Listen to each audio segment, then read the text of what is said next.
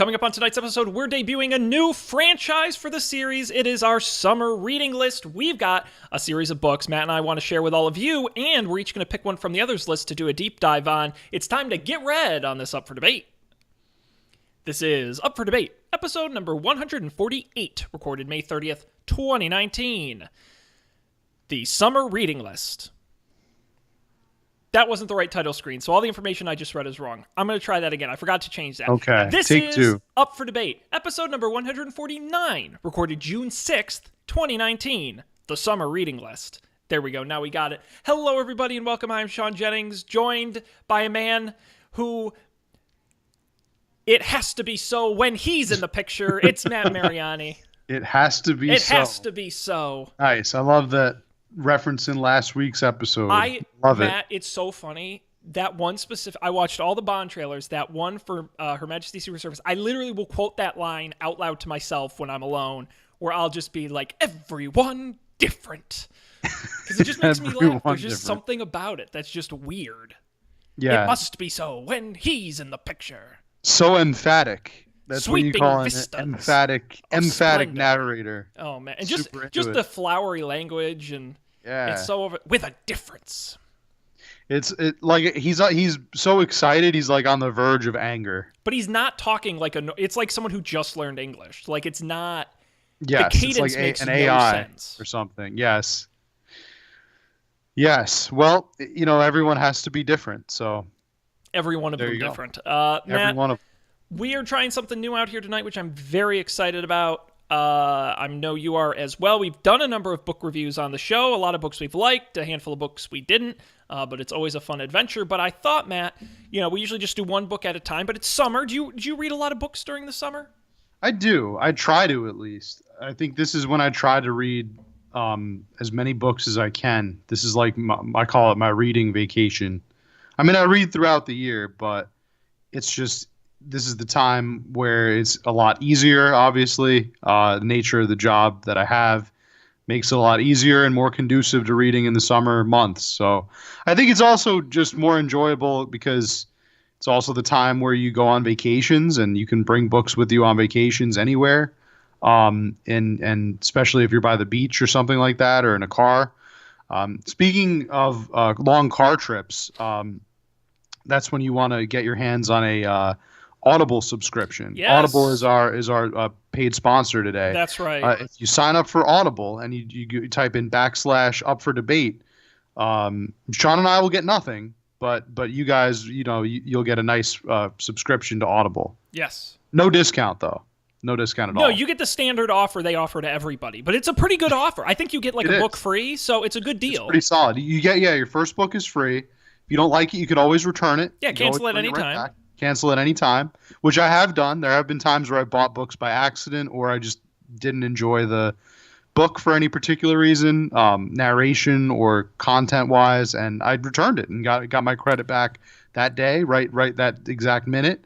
It's a worthwhile subscription service. I highly recommend it. Couldn't recommend it enough. Audible.com. That's audible.com. AUDIBLE.com/Up for Debate. And Matt, fun fact, and we're so going to lose them as a sponsor now, even though they're not a sponsor. There was a span in my life where I got about 6 free Audible books because I kept signing up with new accounts with different email addresses. This sounds like a scam. It was a scam because that was the only thing they used to confirm you were. They didn't check any other information. It was just as long as you had a different email address, you could sign up for a new account and get the free book, and then just cancel. Wow. Did they fix that? Is that still a thing? I mean, this was 10 years ago, so I don't know. You'll have to check and find out. They are extremely liberal with their return, their returns. They want you to be happy. Well, I mean, they're digital purposes. It doesn't really cost them anything. No, it's true. It doesn't. So there have been a lot of times where I've just been like, nope, don't really feel like reading that. Return it. Don't really feel like reading that. Return it. But if anything, that's made me love the service even more because it's I know I'm a more confident user now. I don't sit on my credits because I feel like. If I buy a book, it's wasted. So I better play conservative. No, I buy the books that look good, and if I don't, I know that I can send them back. Yeah. Well, as easy as that. I would love, Matt, we're going to start with some traditional written words, but I'd love towards the end of the episode, maybe we'll suggest a couple of our favorite audiobooks. Does Audible have a slogan? I'm thinking of their slogan now. Is it, we read books so you don't have to? Is that their slogan? I think isn't it words for your ears? Words for your ears. Yeah, I think that's I like what it mine is. better. I like we read books so you don't have to. I just made that up, so I don't know if that's actual their thing, but I like words for your ears. How about we talk while you drive? And, well, actually, that could be our slogan. Yeah, better than our current one. And try not to get in an accident. I mean, according to the website, their slogan is Audible, an Amazon company. Very good. very I don't think you can top that. So. No, I mean, it certainly says a lot. Unbeatable. It's so funny, not to get us off topic here. About 2 hours ago, I had an eye exam before the show, which requires them shining lots of bright lights in your eyes and putting drops in your eyes so they can then shine more bright lights in your eyes. And now that I'm in front of these lights, my eyes are throbbing. It's very unpleasant. I don't recommend doing it before we do the show. That's a free tip to the kids. Sean, we should do one episode where we both just get eye exams and then do the show. And just be miserable. But like right after, like immediately after the eye exams. Well, they were like, oh, we have a 6:30 appointment available. I'm like, that seems late, but sure, why not? And yeah, there you go. Do you wear your glasses anymore? Only when I drive. Okay, thank God. I actually got prescription sunglasses and I wear those quite a bit. Good. But yeah, no, the regular plain old glasses is just when I drive. Good. And boy, do I need them. So. Okay. Anyway, we're going off topic here. Yeah. Back to reading. Now, I don't have reading glasses. That's not a thing I have yet. I'm sure 10 years from now, I seem to be aging rapidly. I have a bunch of gray hair, so I think that it's only a matter of time before the reading glasses are on their way. They're on the pipe. So. Yep. I have perfect vision, so. Absolutely. You have, I mean, everything except for your allergy to poison ivy. Well, and I do have some gray hairs coming in, and the doctor said I have slightly high eye pressure. What is that? That's the thing you can have? So your eye is filled with fluid. Mm-hmm. When you have too much fluid in your eye, you have high eye pressure. High eye pressure. Yes. So now I don't have. Now, not only do I have to worry about having high blood pressure, I also have to worry about high eye pressure. Yes. But if my eye pressure is too high, Sean, how am I going to read all of these wonderful summer books? I'm trying to bring it back. I'm trying to bring it back. That's right. Yeah. You could read, or I guess unless we end up with an Audible subscription, we're just going to keep going in a big circle. I don't think it works. A big that loop. Way. Yeah. I don't think that's a thing. So, anyway, very boring, unrelated. Matt, we've got some books tonight. We're going to share some of our. These are all books we've read and we really enjoy. Yes. And the gimmick is that you're going to give your books, I'm going to give my books, and then each of us are going to pick one book from the other person's list, and then at some point in a future date, we're going to do a full deep dive on on those two books. Okay. And so it'll be our summer of reading, and so not only will we have a bunch of great recommendations today, but then you can read them, and we'll go in depth on a couple of them. So I think that'll be fun. Yeah. Looking forward to it. Do you want to start us with a first book, or should I? I would love to start with my first pick. I'm so excited. Now, we haven't told each other what the books are yet, so these will be surprises. No, we haven't. We have not. So before I get into the specific books, I'll talk a little bit about the method I went into choosing this book, or this list of books. These are all books that I've read very recently. Like in the past year, I would say at most. Mm-hmm.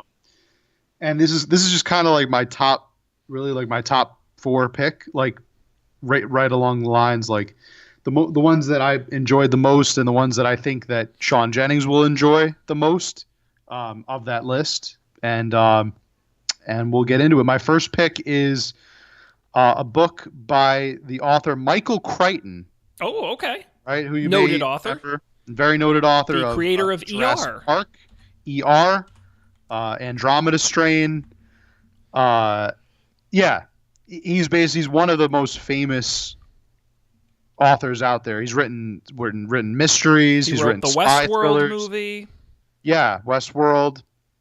Oh, Runaway with Tom Selleck. Have you ever seen that movie?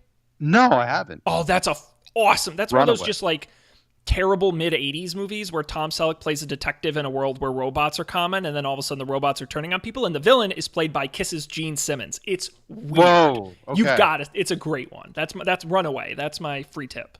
That's on my list. Yeah. Anyway, Absolutely gonna check that out now. How could you not? With Gene Simmons and he's so weird. In Tom Selleck. Yeah. So this book is called Dragon Teeth. It's one of his lesser known books, but I really enjoyed it after reading it. It's set in the late 1800s, like the late 19th century, in the kind of the days of really early paleontology, when like digging up dinosaur bones was starting to become like a thing that people were doing. It is centered around a character from Philadelphia, I think, is the main character. And is his adventure, like he ends up going out west, and not to give away too much of the plot, but he gets involved with, paleontology and dinosaurs.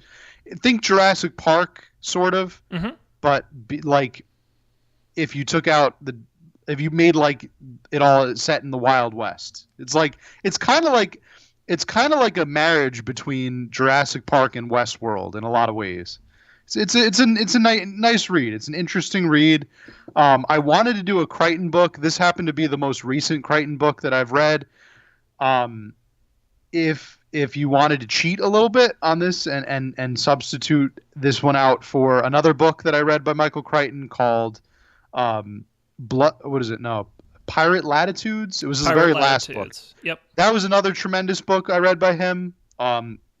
Really awesome book about pirates, and I think either one stand up really well as that Crichton-esque adventure book. So that's my first pick, Dragon Teeth by Michael Crichton, or Pirate Latitudes by Michael Crichton. Now, have you read a lot of Crichton overall? Yes, I think I have. I haven't. I feel like I've read so much, but I haven't scratched the surface. Like I've read all the Jurassic Park books, Andromeda Strain, Westworld. This one I read. What was it one? Sphere. Sphere was really good. I recommend checking out Sphere. 87 Sphere. That was another one that they made a interesting 80s movie out of. Yeah, Sphere was pretty cool. Now, if you the one where they go back into timeline, where timeline, they go 1999's timeline. Read that one too. Yeah. So I've read a good bit of Crichton. Now, I've never read Crichton. Oh. I don't read a lot of fiction in general. How would you describe a Crichton type book to someone who's never read them? The sort of the style in which he writes. I'm going to put you on the spot. I picture it like if I was reading a journal from a really, really smart scientist who was trying to explain things as simply as he can, but he's also a really smart scientist, so he has sometimes maybe a hard time putting things in layman's terms. But it's every one of Crichton's books is different. Like, that's just the overall theme. Is just that Michael Crichton is a really, really, really smart dude. So he makes things sound very scientifically worded. But I mean, if you read like his the Great Train Robbery book, like he writes that book very different from how he wrote Jurassic Park, and not every one of his books are the same. So that's what I would say. He always throws in a good amount of science and like tech stuff to make whatever he's explaining seem very plausible, even when it's totally not. So he does a good job of, I guess, BSing his audience in that way. Neat. But yeah, his stories are always exciting. Like, I'm always engaged with what's going on. So I wish he was a little bit better at developing characters, like a Joss Whedon. Like, if he could like figure that part of the equation out because his worlds are always great. Does a great job of world building. His plots are always really interesting, and he's always got twists and stuff throughout the narrative. But if he could just figure out character integration a little bit better, I think he'd be a top. He'd be like, I mean, he's already on the top of most people's list. But oh, sure, he's got to be. I'm going to see if the stats are here. His books have sold over 200 million copies worldwide, and over a dozen have been adapted into films. Yeah. So what I'm going to say is, this might be the only one I say. This is definitely going to be the only one I say this for on the list. Dragon Teeth is the book that I recommended. I didn't know that you had never read a Crichton before. Yeah. If you read anything that has been written by Michael Crichton, I don't think you can go wrong. I haven't gone wrong yet with anything that I've read by him. So anything by Michael Crichton is my first suggestion. It's an interesting because again, I've got to pick one of these books. Right. And that's an interesting selling point, as Crichton is such a well-noted author that I've never stepped foot into. And as I said, I don't read a lot of fiction, so it's a good opportunity to give that a shot and mix it up a little bit. I will point out, Matt, fun fact, I don't even know if you know this, Dragon Teeth, the rights were purchased by National Geographic to be turned into a miniseries. Really? Yes. Is that like coming out soon? Intriguing. I don't know. They've got folks attached to do it. It's with Amblin Television, which is Steven Spielberg's television arm. But I don't. So this might be a good choice. It might be kind of dead in the water for all I know, but there hasn't been any news on it. I thought this one was really recently. Good. I think you'll get into this one. Okay. I think Dragon Teeth is a good choice for you. To crack into Crichton. Sphere was also very good too. If you want to check out Sphere, and Sphere might be a little bit shorter, but Eddie, those are the two: Dragon Teeth or Sphere. I would say. Cool. To check it out. Yeah. All right. Mm-hmm. Good first pick. I'll give my first pick, Matt, and how I approach this a little bit different from you. As I said, I've got 3 nonfiction, 1 fiction, and I wanted to make sure all of the books are on wildly different subjects. I didn't really want there to be a theme, but these are all books I've read at least more than one times. Books that were page turners and I couldn't put down, and books that tell stories well. And so my first book, I rated my bookshelf, so I actually have it here. My first book, 2013, written by ESPN reporters Mark Finnerell-Wada and Steve Finnerell brothers, who work for ESPN. It was originally part of a documentary produced by Frontline, broadcast on PBS. It is League of Denial, the story of the concussion crisis in the NFL. Matt, have you read this one? I have not read it. I've actually heard of this book. This is probably the most well-known of the books I've chosen. Yeah. This one is all about the like you mentioned, concussion protocol, right, for the NFL, and like. Yeah, it's what I like about the book is it tells a couple. I like books that tell multiple stories at the same time, which is Devil in the White City is a great example of that. Sure. And this book does a good job because it tells simultaneously the story of NFL players who played in the 60s and 70s and are now dealing with, quite honestly, horrific situations. Specifically, the story of Mike Webster, which is kind of the biggest player story in here. I mean, it's literally one of the worst stories I've ever heard. It's terrible. But it balances that by also looking at the scientists and how they first discovered CTE and how the scientists fought between each other for who gets credit for the discovery, and how do you get... The only way to find out is after a player's died, looking in their brain. How do you get those brains? It's literally a fight for brains. It's crazy when you think about it. And it tells the story on the NFL side.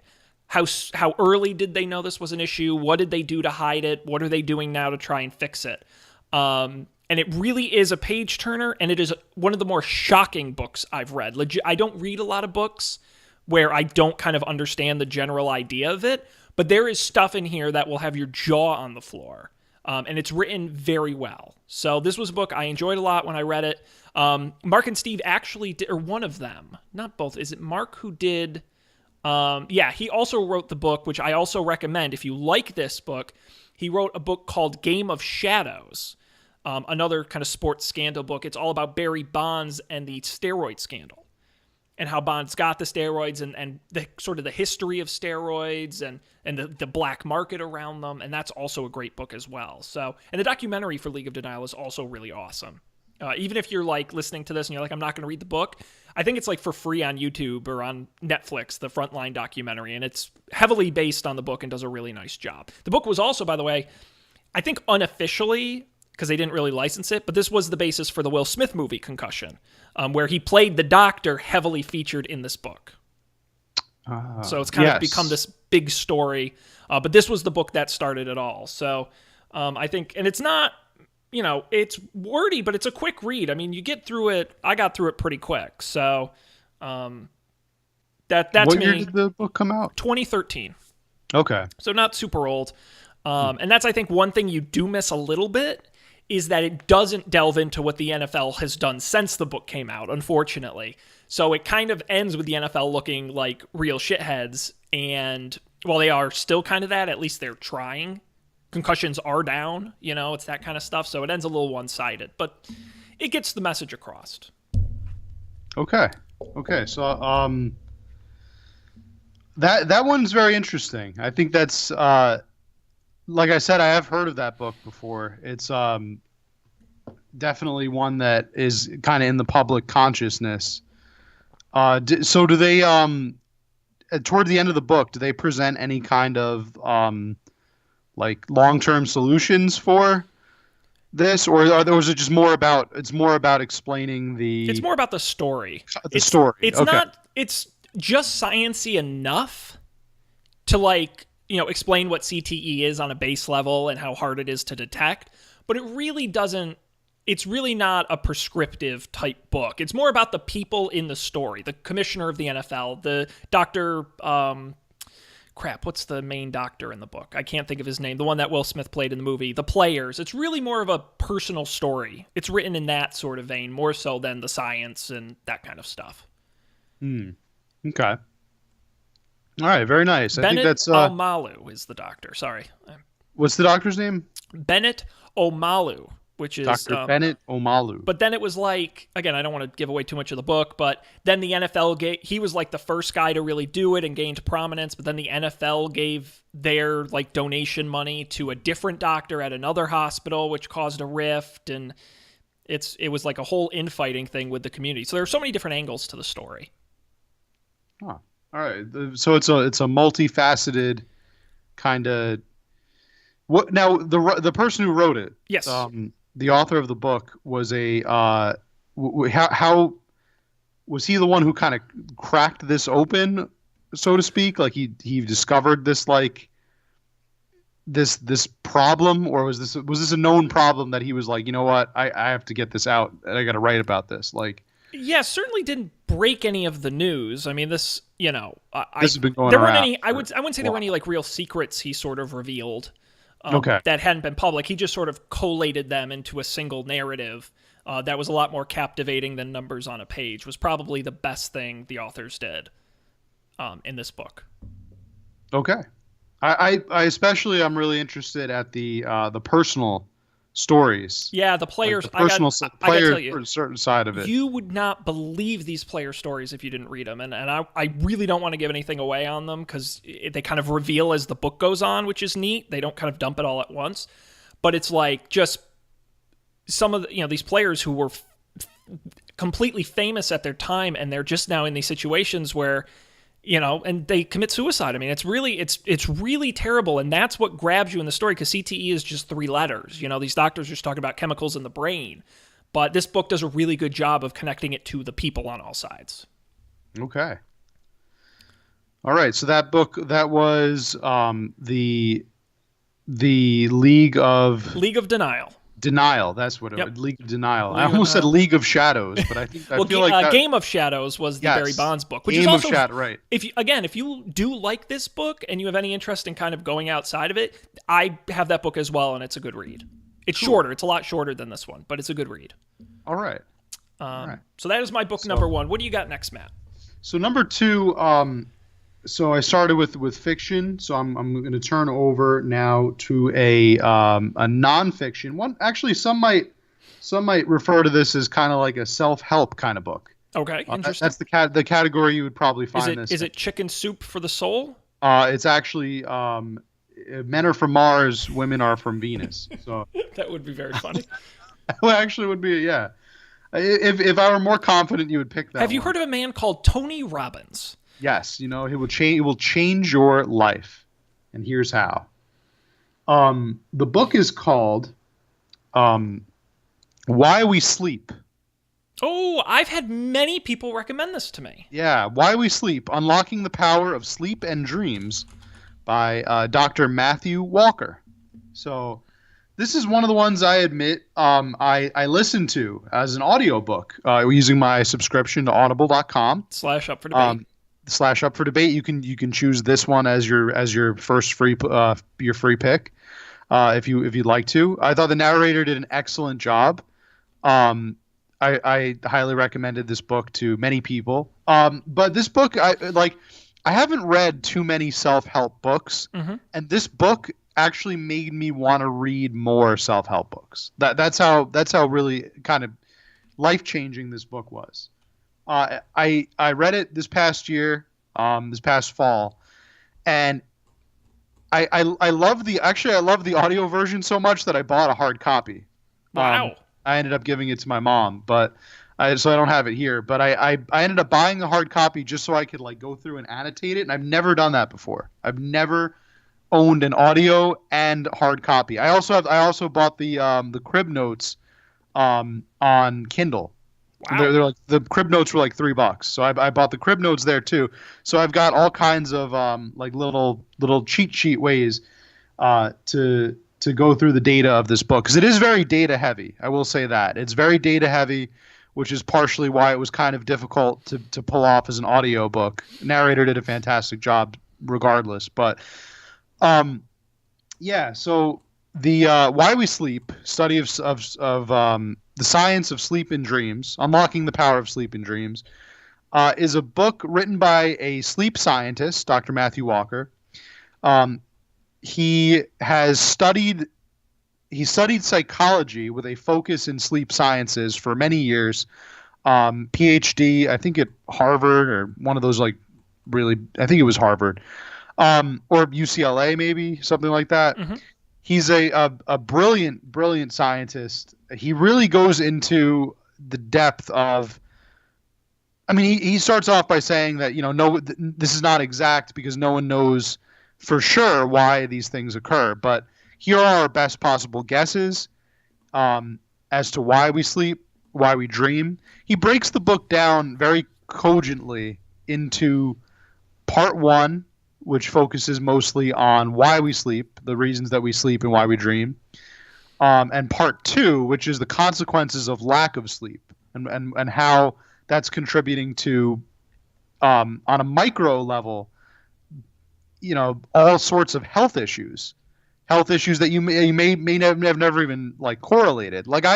I never correlated the there's an actual direct connection between not sleeping or lack of sleep and things like heart disease, diabetes, overeating, stress, anxiety, all manner of things, poor driving.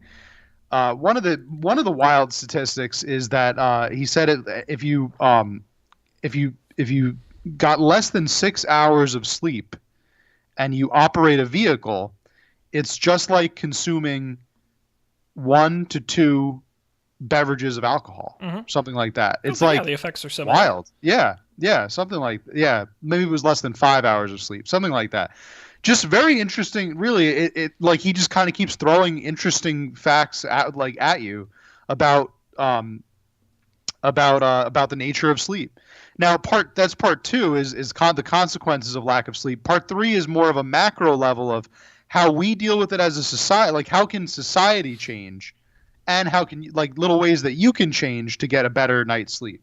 So it really was a great help. I actually followed it for a little while. I say that I'd like to follow it more closely, but one of the points he does make is that lifestyle changes are necessary in order to get better night's sleep. But once you make those adjustments and once you actually do get more sleep at night, there like all manner of things start to change in your day-to-day existence, which I actually found that for like the week or two period where I very closely followed Dr. Walker's advice, I felt better. I felt more energetic. I felt happier, I guess. I made better choices when I ate. All kinds of things. It really kind of broadened my mind. I'd like to get back on a more normal sleep schedule, but until I do, I recommend picking up this book, the Science of Sleep, or why I keep calling it the Science of Sleep. It's Why We Sleep: Unlocking the Power of Sleep and Dreams. Yep, by Matthew Walker. Yeah. Yeah, this is really, I got to tell you, Matt, this is really interesting to me for a couple reasons. One, I don't usually read when I read nonfiction, for me, it's mostly story-driven nonfiction. I very rarely do research-heavy fiction. I think the last book I tried like that, Dan Miller was gushing about the history of debt. And he was saying traces debt all the way back to when trading was first invented and brings it up to the modern age. And I got like 20 pages in and I'm like, there's way too much research going on here. I can't follow this. But I've always wanted to get back into that genre, and I don't think we've really talked about it on this show too much. I've talked about it on Don't Panic. I don't sleep good. These bags under my eyes are not cosmetic. They're as a result of not sleeping great. I actually just bought a new mattress in the hope of helping me out with that. So the specific topic of this book is very intriguing to me, and I think something I could use, and I'm very sensitive about sleep and how much I get, and I'm with you, Matt. The difference for me, personally, between 6 hours and 8 hours of sleep is the Grand Canyon gap. I feel it, and so anything to learn about that and improve it. I think sleep is one of those things in our society that somehow in 2019 is still wildly, I don't want to say misunderstood, because it's just not understood, period. Yeah, I mean that's absolutely one of the points that Dr. Walker makes in the book, is that as a society we are choosing to neglect sleep for other things, mostly work related, sometimes family related or private life related, but mostly the majority of reasons we neglect sleep is work related reasons, right? You're up late finishing that report for your boss, or you're getting things together for your meeting tomorrow, or the most common reason, which I can absolutely relate to, was I got home late from work and I felt like I didn't have enough. I didn't have enough me time. I didn't have enough downtime. So I stay up late watching the TV. I stay up late on YouTube, playing on my phone, whatever, and I neglect sleep as a result. And then the next morning, it's a vicious cycle that is very easy to fall back into. But what Dr. Walker says is that if that one night where you neglect the sleep, or the one night where you just go ahead and say, I'm not going to neglect sleep tonight. I'm going to just go right to bed at 8 o'clock or 8:30, whatever. And he says you owe it to yourself to at least try that, and then wake up the next morning feeling better, and then you can get through your work faster, so you can come home earlier or what have you. So his societal changes to me were what was really interesting, and I'll let you, if you choose to read the book, I'll let you figure those out for yourself. But a lot of those really kind of spoke to me. Having a job where I have to wake up at 5 a.m. to go in every day, it was very much interesting about the changes that he would make on the macro scale. So this sounds a little reading Rainbow at this point, but you don't have to take our word for it. That's right. Did I tell you I videotaped myself sleeping? No. Was this for a sleep study or just your own private? It was my own sleep collection? study, but okay. I took one of my night vision security cameras, I put it up in my bedroom, and I put on a time lapse, and I watched myself sleep. Turns out the reason I don't sleep great is because I do like friggin' 360 somersaults. I will end up at some point in the night being doing a 90-degree turn and being the wrong way. Wow. On the bed. I'm an aggressive mover. Mm. So yeah. I need some help. Maybe this book will help me. Yeah, there's a ton of reasons why people don't get enough sleep, and it's restless leg complex. syndrome, sleep apnea, insomnia. Like there's tons of reasons he brings up. He says even doing something as simple as setting your house to be Oh, the 3 degrees cooler, can help your body sleep better. Well, I love the science of it because I'm always experimenting with sleep and stuff. So, all right. Well, Why We Sleep, Matthew Walker. Who knows? Maybe we'll pick it to do on the show. But if not, you can always go and read it yourself. All right, Matt, I'm going to jump in with my next book. It's another nonfiction entry, probably the most obscure book of the ones I'm going to present tonight. It does not even have a Wikipedia page. And nobody's ever heard of it. But I like it because, and you know this, Matt, and we've talked about it on the show too, we each have our sort of weird sections of history we're really interested in. I think our XFL was kind of a good example of that. Like, something about that just really fascinates me. And it's true in a lot of things. But one area of history that I love, I have a lot of books on, and I've done a lot of reading on, is the dot-com bubble of the late 90s, early 2000s. When the stocks brought control, pets.com, and all these pop-up companies that blew up and then completely imploded, and the excesses of that, and everyone just going crazy. That fascinates me. And there are a ton of books on the subject, and I could, if anyone's interested, send us an email and I'll give you a whole list of books you can read. But one particular book on the topic I really enjoy, again, because of the story, it is Dot Bomb. I forget what My Days and Nights at an Internet Goliath by J. David Quo. You can see the book right there. It's a Good Morning America, read this pick. But it was like, I think that's like from 15 years ago. And it tells the story of, it's written by J. David Quo, who was the senior vice president of communications at a company called Value America, which I guarantee you've never heard of. Can't say that I have. And the reason for that is because it doesn't exist anymore. But while it did exist, it at one point was valued at $2.4 billion after going public in 1999. It was backed by Microsoft co-founder Paul Allen and FedEx co-founder Frederick W. Smith.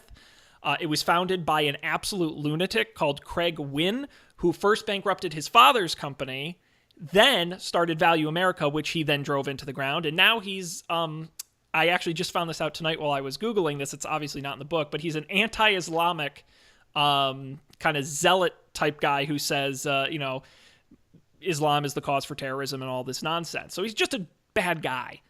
But this book is interesting to me because J. David That's a good turn. Quo, he works in communications. He knows how to write a good story. And he was there from the start of the company all the way through and discusses the lead up, all the excitement around it, the early signs things weren't working right from an insider's perspective. And at points, it's really funny because you're like, there's no way that happened. That can't be a real thing. And then he keeps leaving these hints of like why the business model, not to get too much into it, but Value America, their whole gimmick was get rid of distributors and the middleman, Matt. You could go online, place an order for a gas grill, and the order would go straight to Weber or whoever the grill manufacturer was, and they'd mail it right to you, and you'd save money because it's not going to Amazon or to a third party. Unsurprisingly, it didn't work, and the way it's written, it kind of explains why that didn't work, and it leaves hints throughout, and it just tells a fun story of it's just a small sliver of what was going on at the time, but it's a great, private jets and masseuses and all this kind of crazy stuff that happened as the company was losing money. It went out of business on August 11th, 2000, a little over a year after going public. So it's just a fun book. It's a relatively short read. I mean, it's not a giant book, but if you know nothing of this time in American history, I think this is a very good snapshot of that. And it is very fast. I love books about excess to some degree, and that's actually my next book pick dives into that a little bit, but Dot Bomb is the book. So who's the author? J. David Quo. J. David Quo. Okay. Yes. I'm just looking at Amazon. D-O-T-B-O-M-B. It's still in print. Yes. You can still get it. Very cool. Yeah, I found it. This is an interesting one. The very first, what this makes me think of right off the bat, it makes me think of like you said, the XFL book, definitely. But it also makes me think a little bit of Console Wars. Yes. The other of excellent book club books. Um, in that the way that the narratives presents itself. I think it's like a lot of the times it's not what the story you tell is, it's how you tell the story. So I think that making it entertaining is definitely a plus. So this is what kind of speaks to me. Yeah. Yeah, well, and it's relatable. You read this and it's like, yeah, I could imagine working there. I totally believe that something could happen in a company like that. And he tells it in a way where it's like, yeah, I didn't think things were bad, but I started noticing things and this wasn't making sense, and in that sort of manner. And he takes you along for the journey. It's $2 on Kindle. Yeah, it's like I said, it's not the most famous book you've ever heard of. It's only got 46 reviews on Amazon, so it might be, and like it's not big either. So it could be you'll a get sleeper through it hit. quick. It could be. Yeah. And it's a book I've read several times, so it's just a fun story that I enjoyed. So just on a little different. Okay. Looks good. All right. What's next? So Sean, my next pick here is going back to the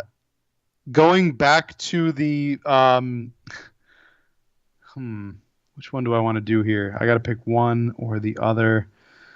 All right, I'll go this route. Okay, so we're going back to the nonfiction books. Okay. We're going to a different part of the spectrum here a little bit. This one is a tried and true history book. Oh, great. It is one of the more interesting history books I've read in quite a while. The book is called Gotham, and it is by Edwin Burris. It is let's see if we can get a good image here. The book is called Gotham. A History of New York City. Yes, the history of New York City. So it's the history of New York City until the year 1845, right? 1898.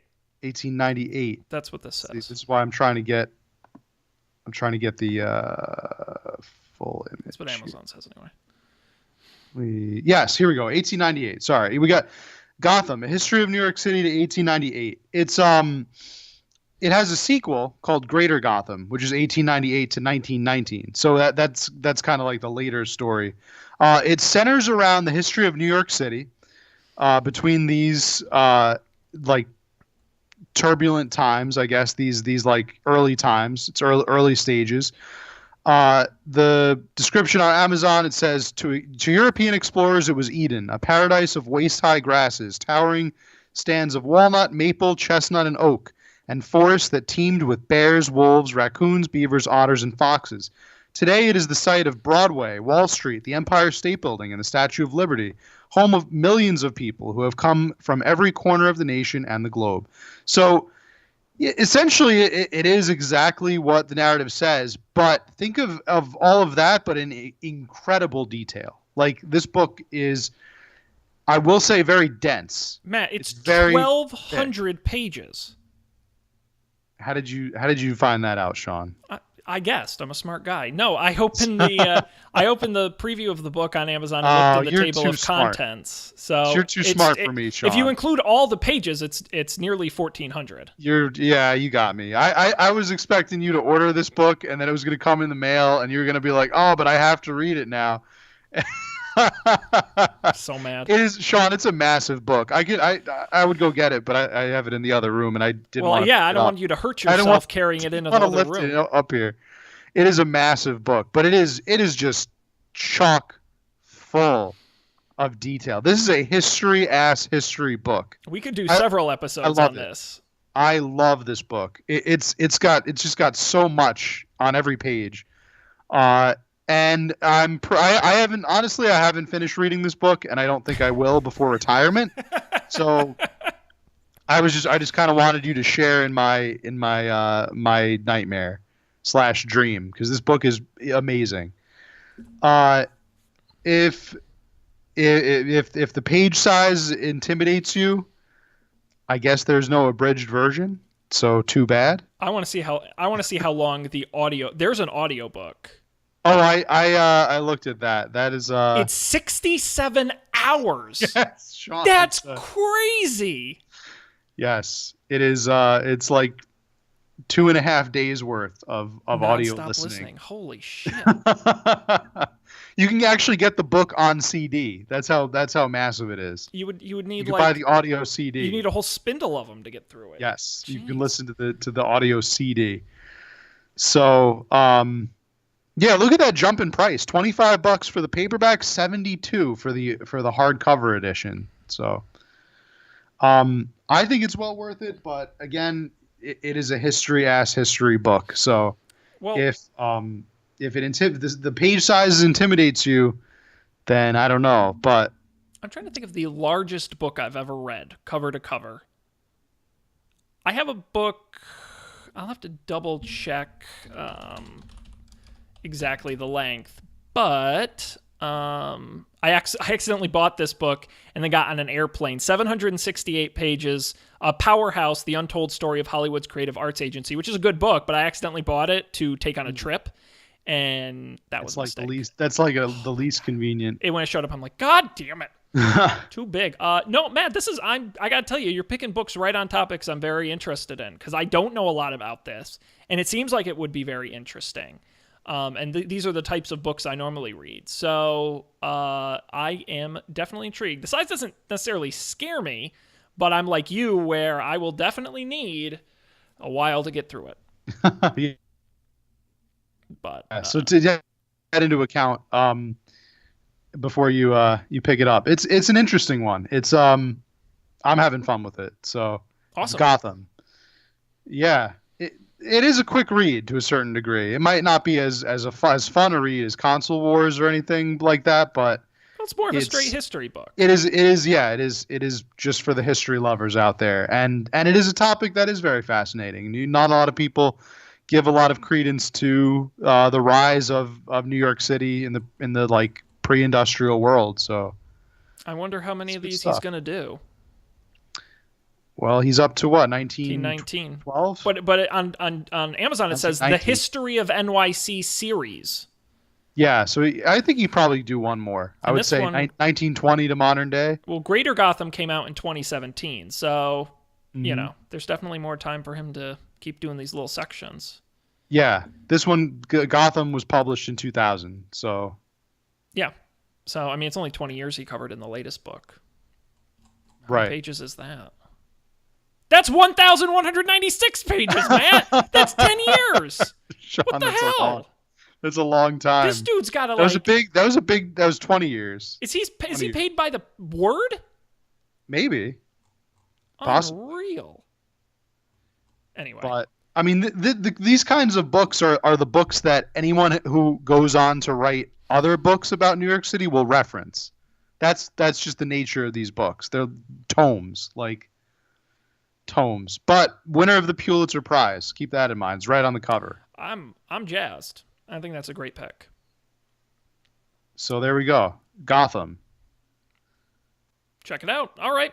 Matt, my next one, I'm going to leave my fiction to last, so it's another nonfiction. This is probably my favorite book out of these four. I've mentioned it several times on this show as a book we should consider doing, so it will not surprise you. A book I liked so much that I originally bought the Kindle version and liked it so much I went and bought the paperback so I could have it on my shelf because I've read it more than once. It is Bill Bryson's One Summer, America, 1927. I don't know if you remember me gushing about this book on the show in the past.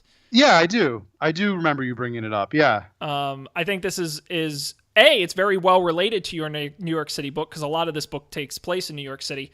And it's a great sort of history. 1927, I feel like, is one of those history times nobody really talks about because it's like late Roaring 20s. We're approaching the Depression. It's just like there was a lot of stuff going on. And talk about books that tell great stories. This book tells like a dozen different stories. It hops all around because it's just about one summer, the summer of 1927, when so much went on. It covers everything from the first nonstop transatlantic flight by Charles Lindbergh, the Great Mississippi Flood, Babe Ruth and the 27 Yankees, the move from the Model T to the Model A, the advent of talking pictures and the release of the jazz singer, the presidency of Calvin Coolidge, Charles Ponzi's scheme being broken up, Daredevil flying, all sorts of interesting things. It's really focused on the people and the themes of moving from the Roaring '20s into the looming Great Depression, which is sort of how the book ends, is very interesting. And Bill Bryson is a well-researched author, but he does tell stories in ways where you just say, wow, wow, wow, where you're constant. It's always heightening and about how exciting everything is, even the things that aren't particularly exciting. So I would definitely recommend this for anyone who doesn't know a lot about this time. I didn't. I had never thought about these things. And to tell sort of the chronological history of this one summer. It's just such an interesting topic for a book. I love books that look at hyper-specific moments in history. Maybe that's why Gotham scares me a little bit, because it's so broad. But, if you're looking at 1 year of something or one season of something or something really specific, those are books I like. And this is a fantastic example of that. And you can reread it several times and you'll get something different out of it every time, because it's dense in terms of just the amount of stuff that happens in it. So that's my pick here from 2013, the great Bill Bryson, who's written a number of excellent books, none of which I've read, but I'm told they're very good. Nice. Yeah, it's at first glance, 1927 just seems like a completely random year, but wow, what a wild year it was. You had Charles Lindbergh's successful flight across the Atlantic, flooding of the Mississippi River, Babe Ruth's 60 home run season. Yep. Yeah, just the Lindbergh stuff is really interesting, and that's like 10% of the book. Yeah. And Calvin Coolidge, what a weird guy. Who knows anything about Calvin Coolidge? Yeah. And this book gets into like very specific, because it's a lot of anecdotes is what it is. And so you get these little glimpses of life at the time, even just, at the advent of air conditioning, not in people's homes, but in things like movie theaters and in opera houses and things like that, and how that changed the summer of 1927. It's little things like that. Yeah. Huh. I'm looking at Bill Bryson's other stuff here. I'm excited. I just read his next book, which comes out this October, is called The Body, A Guide for Occupants, and it's all about the human body. And if it's like that, I'm very excited. He seems like just a really interesting trivia guy. It's like all sorts of lesser known facts about things. Let me pull up. There's another author. I'll give you a free tip on this one. There's another author who is very similar, that I have to log into my damn Amazon account to look. But what's his? The problem is it's either Ron Johnson or John Ronson, and I'm gonna get it wrong because I've done it numerous times. Is there someone really named John Ronson? Is that a name that someone can have? I think it's John Ronson. Yes. Is it actually John Ronson? It's actually John Ronson. And I do have a habit of calling him Ron Johnson.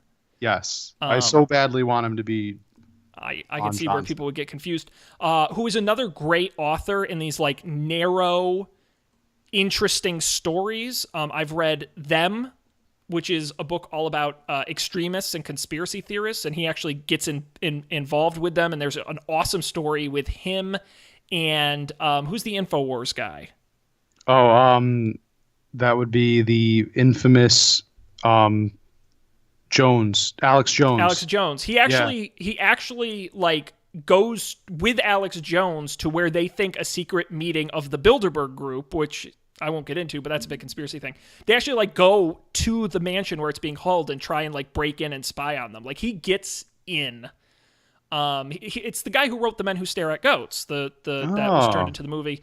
The Psychopath Test is another great one of him, where he looks at what is being a psychopath. What are those people like? The people who are so crazy we don't understand them. And recently, So You've Been Publicly Shamed, which is all about our sort of internet culture of publicly shaming people and what's happened to the people that have been shamed. So he's another great author. If you like Bill Bryson, you'll like him as well. Okay. Two authors for the price of one. Yeah, so that's a solid pick. I would definitely anyone who likes what we do here on the show, you're gonna like this book. Cool. Matt, what's your fourth and final pick this evening? Sean, my fourth and final pick of the evening is a quite honestly might be my favorite book on this list. Might rank up there, surprisingly, as one of my favorite books of all time. It is a fiction book. Okay. It is a surreal fiction book out of Japan, of all places. Interesting. You've got my attention.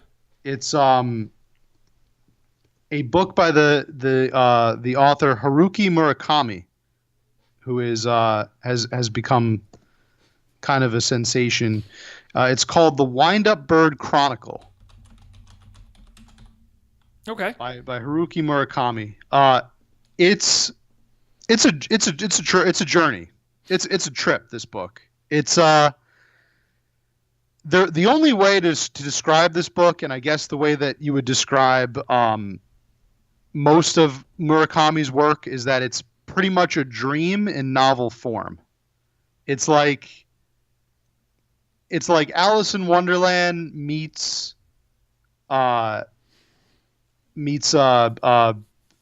Finnegan's Wake, or Ulysses meets Ulysses. It's basically the book takes place in a Tokyo suburb during like the span of several weeks in the summertime, and it blends Murakami's real life experiences of living in post World War II Japan with a detective story and just a bunch of really interesting characters that spring up and act very just otherworldly.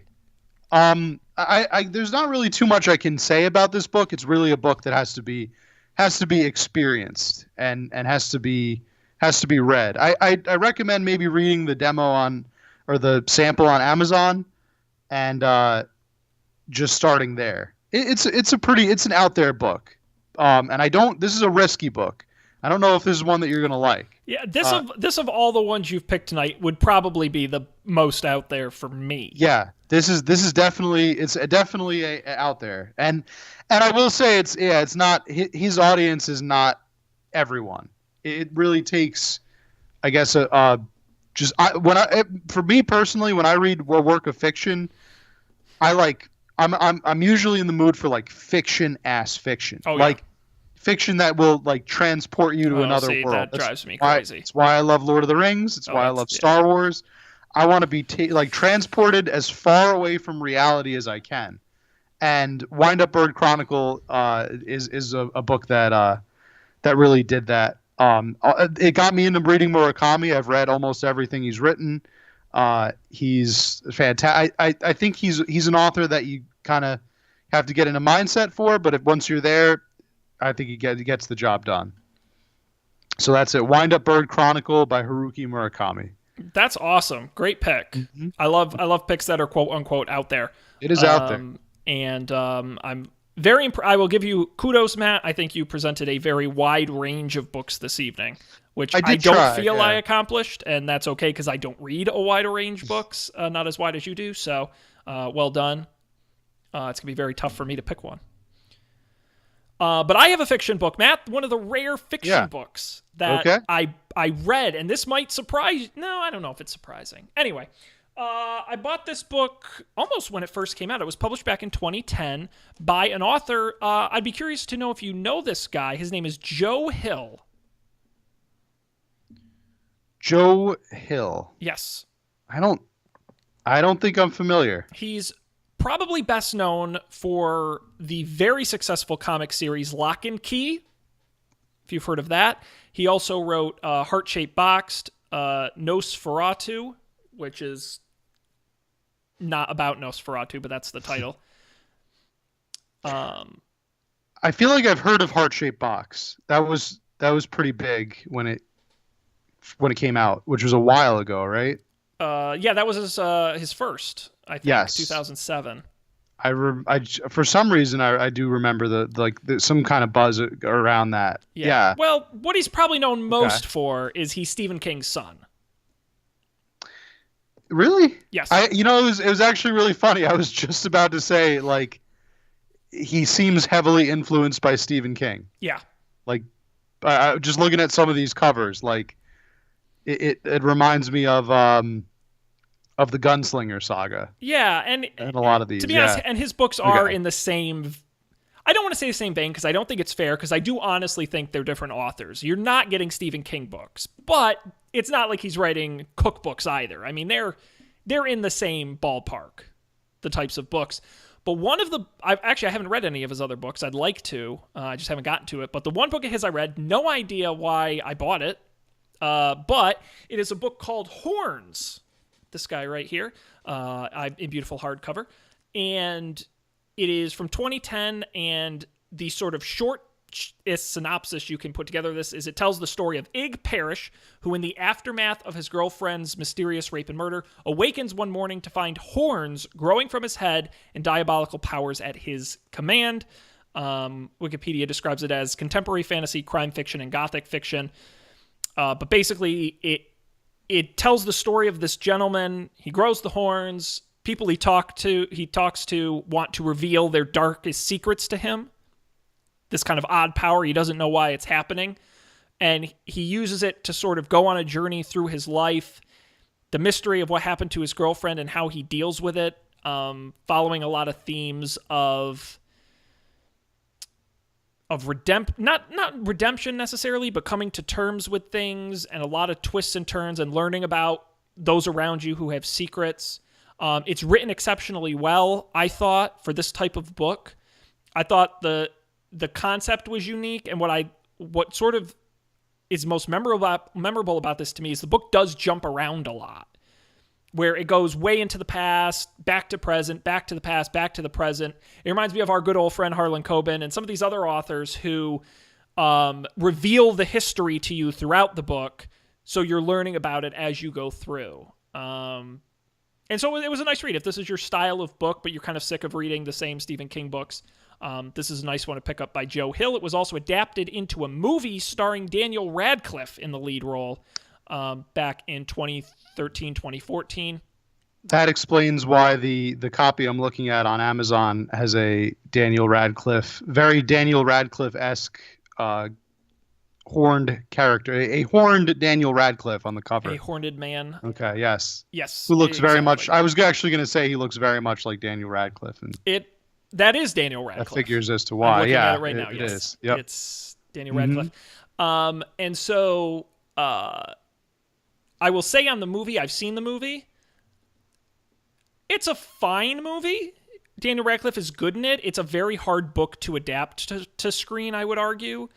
And it doesn't do a fantastic job. If you haven't read the book, I would say don't see the movie. If you've read the book and are curious, watch the movie. It's fine. But yeah, so that is my pick. A little dark fantasy, kind of out there. Nice little mystery there. Horns. All right. Matt, that does it. 8 books, 4 apiece. Now comes Matt, I guarantee we'll end up doing more of these, and we'll take from these 8 books at some point in the future anyway. I doubt we'll only ever do 2 of them. But the gimmick of the episode is we each have to pick one off the other person's list that we promise we will do this summer, a full episode on each, classic book club style. And we have some great options. Matt, I'm going to make you choose first because I'm a nasty guy. But you have a great list here. Joe Hill Horns. You've got the Bill Bryson's One Summer, America 1927. You've got J. David Quo's Dot Bomb. And you have the Fainaru brothers and their League of Denial. Yeah. So let me just begin by saying I don't think you gave yourself enough credit with those picks. You did say that you picked in a I guess you said the books that you like, and it wasn't a narrow range. I think that's a pretty narrow range. It's all different subjects. They're all similar types of books, I will say. And let me also begin by I'll continue by saying that your previous picks have been spot on. I think that we can. I mean, I'm the guy that picked Of Dice and Men. Yeah, but you and also I will didn't read forever it wear before that. you picked it. I will forever wear that shame. I think no, because So no, wear the shame that you didn't read it first. Because I think if you had read yeah. it, you wouldn't have I suggested. would have realized it what a toilet paper it was. But we both had good picks. Your picks have been awesome in the past, so I know for a fact anyone I pick here, I'm gonna definitely enjoy reading. I'll also tell you that two of those books that you mentioned, I've already ordered them. Whoa! So I think I'm gonna read them regardless whether I choose to do them for a show. I bought Don't tell me. Can I guess? Yeah, sure. I think you did, which I think are the two best out of the four. One Summer and League of Denial is my guess. Actually, it was One Summer and Dot Bomb. Dot Bomb. The reason it was Dot Bomb was because it was $2 on Kindle. Yeah, I couldn't pass that up. Yeah. But I do plan on ordering League of Denial for and Horns as hard copy books. So what I'm saying is that I plan on reading all of these books at some point because they are really interesting picks and the way you sold them. Hey, you're a salesman. Sweet. Oh, stop. You sold me on them. But which one are you going to pick? So which one? The question remains: which one I would narrow it down to talking about on an episode of a future up for debate. I would say I'd probably like to talk about the one that I think would be the most fun to talk about for both of us so far from everything that I'm looking at is Horns. I'm leaning strongly toward Horns, but the one that might make for the best episode is One Summer. There's definitely more individual stories. Like when they talked about that. And they talked about that. It's just we haven't done a lot of linear fiction. We really only did Ready Player One. Well, we did. And we also did Witcher. The Witcher. We also did The Witcher. True, but that's even that are like kind of compartmentalized stories within the book, right? Because it was a collection of short stories, essentially. You know what? This is a summer reading list. Yeah, and there's a lot to talk about. My pick for a conversation I'm gonna pick One Summer.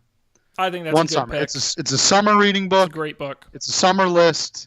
And like I said, I'll definitely be reading all the other books as well. So maybe we'll talk on our own about those. But for an episode, One Summer sounds like the one to do. Excellent. I think Horns would make a great Halloween read.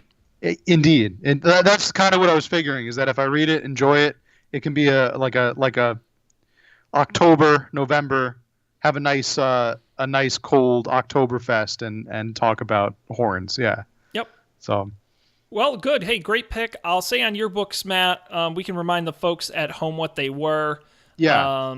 So we started with Dragon Teeth. Actually, I kind of expanded that to be anything by Michael Crichton. Sure.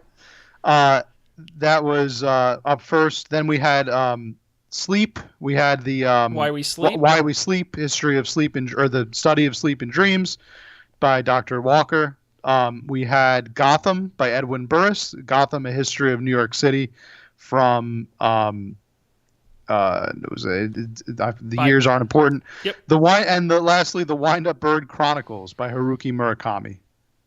So here's my thinking going into this, right, is great job. I'm genuinely, and I'm not joking, I genuinely am interested in all four books, and I probably will order most, if not all of them, just to put them on my bookshelf so I look smart, especially Gotham, where people will just be like... You read that? Wow.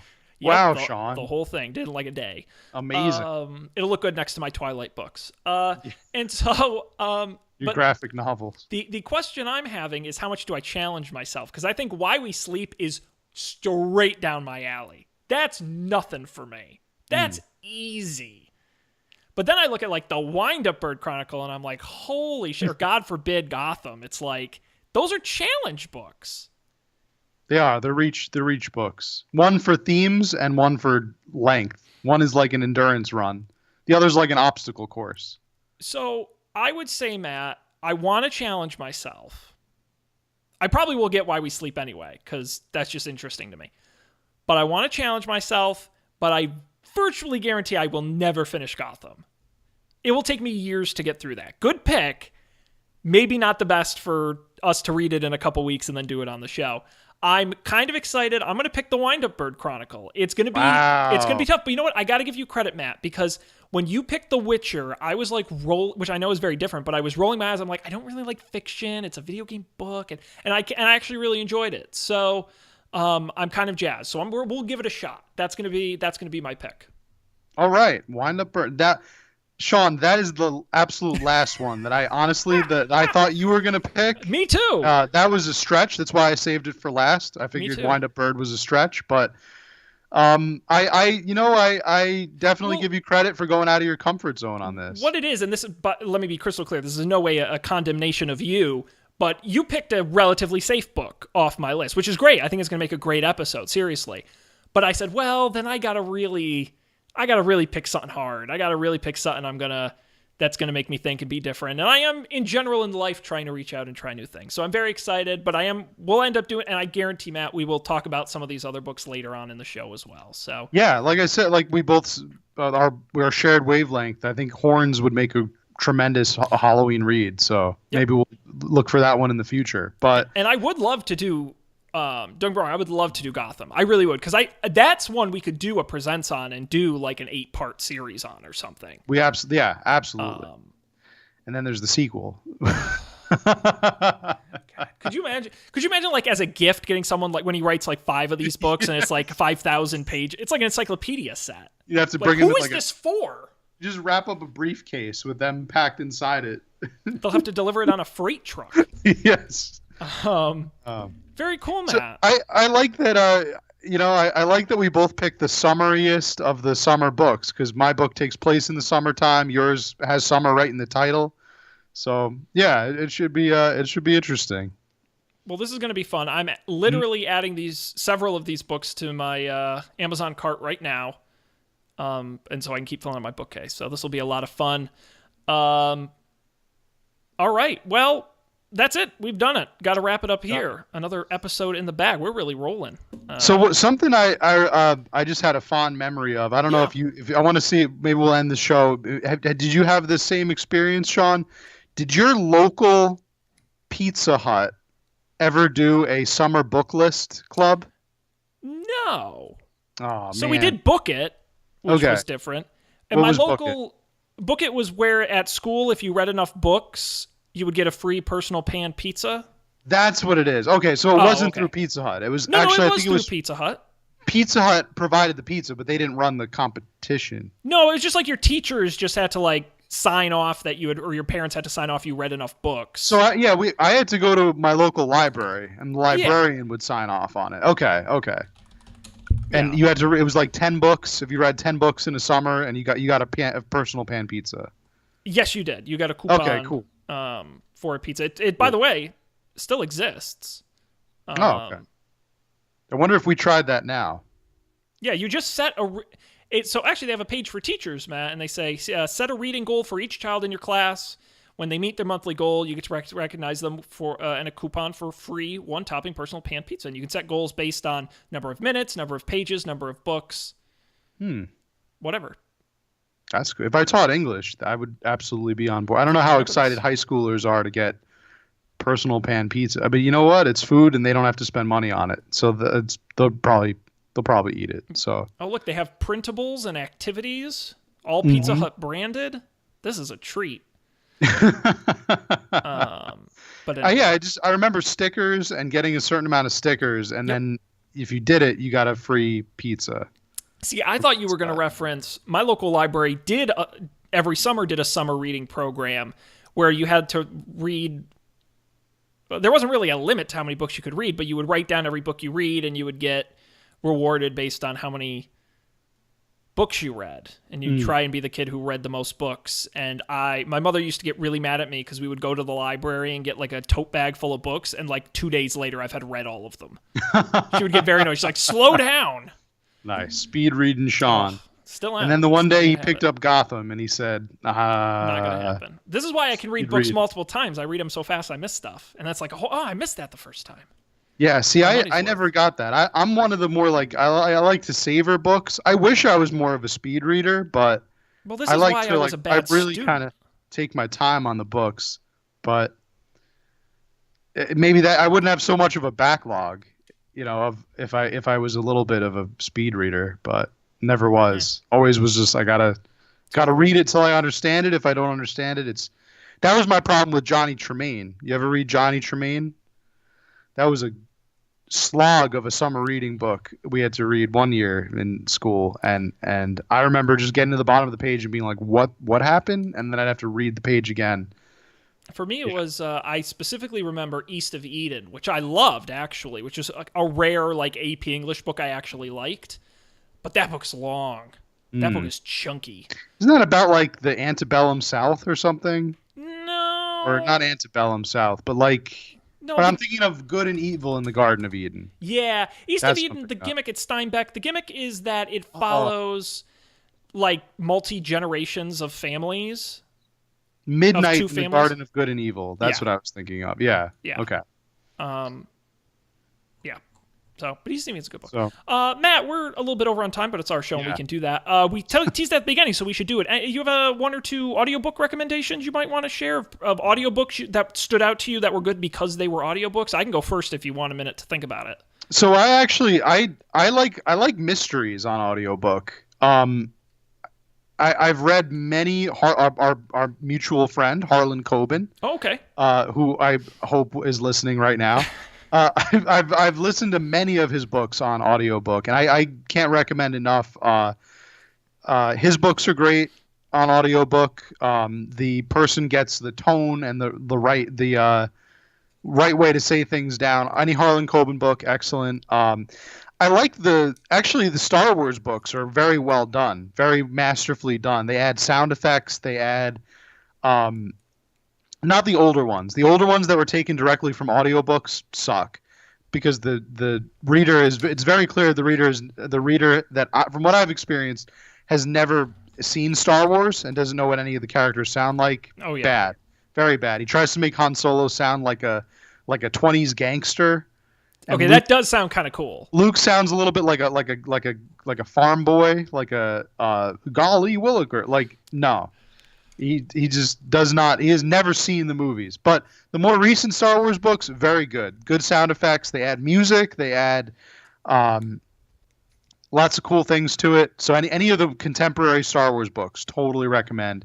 Along with mystery books like Harlan Coben. Those have been for me. Those have been my best experiences with Audible so far. Nice. Very cool. I haven't done a ton of audiobooks. A set that specifically stood out to me, I like books that are read by the authors when they're nonfiction books. And was it Tina Fey's book, Bossy Pants, which is a very good book. She narrates. She does a really great job. But I really huge shout out to Anthony Bourdain. Oh, yes. I think I recommended was this to just going you. to say that. Yeah, I believe you did. Kitchen Confidential and then Medium Raw, which was the follow-up to that. He is so good in reading this, and you really feel like you're hearing it doesn't sound like he's reading a book. It sounds like he's telling you the stories. Spot on. Yeah, no, I have you read it? Did you read his Christmas one?